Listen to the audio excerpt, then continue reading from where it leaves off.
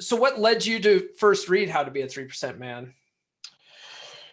I got myself in a really sticky situation. I thought I was going to be a dad, and it turned out I wasn't. Um, I had effectively been cuckolded beyond belief. I was actually there. I watched what I thought was my daughter being born, and then I wasn't registered on the birth certificate. Yada yada yada. Long story short, I wasn't the dad. Whoa.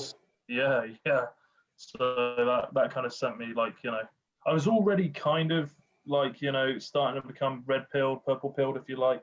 Sure. Up until that point, but that kind of that really was sort of the icing on the cake, so to speak. That was kind of the last thing that sort of pushed me into that direction. So after that, I kind of wanted to create some form of a template, something that I could go by, so that I wouldn't ever be stuck in that position where I'm kind of second guessing.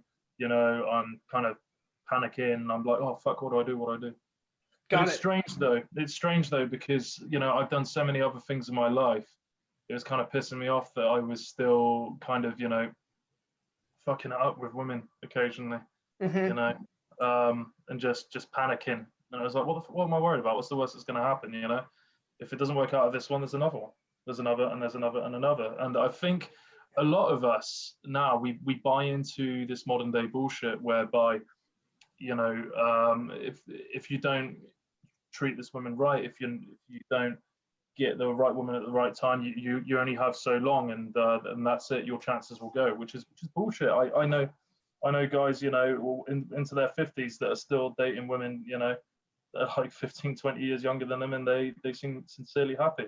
Yeah. Is that my goal? No, I'd like to be married one day with said significant other, but it's going to take me a lot of convincing to get to that point. I've learned to be more picky because I've screened correctly now.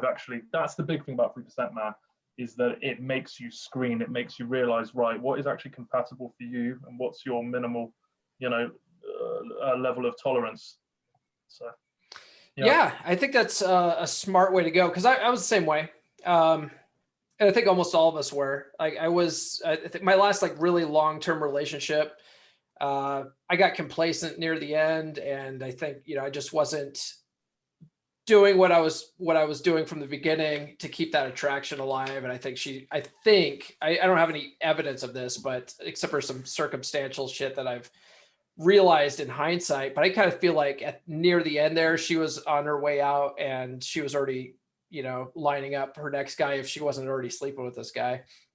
And at that point, when I was with her, I was, and even with my now ex-wife too, I was like, I was deathly afraid of getting back into the dating circuit.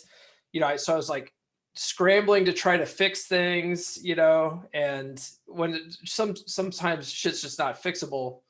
And but now, after finding the 3% path, reading a bunch of these other books, I realized that being on the dating circuit isn't bad. It's actually kind of fun. So if shit's just not working out, then there's really no reason to stick around and try to fix things. If it's like, hey, treat me better. If you don't like it, get the fuck out. And because I could find other people, and having that abundance mindset and knowing that you have options, it's so powerful.